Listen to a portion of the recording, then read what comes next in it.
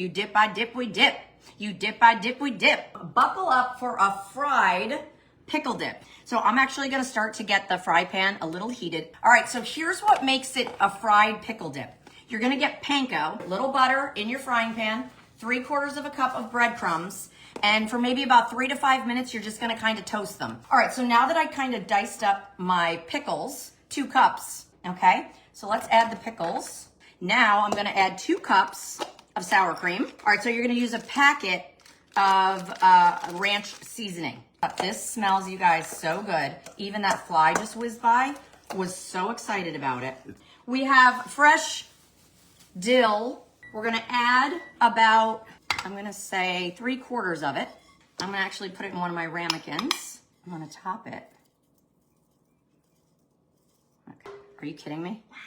The fried pickle dip. Fried pickle dip. Wow.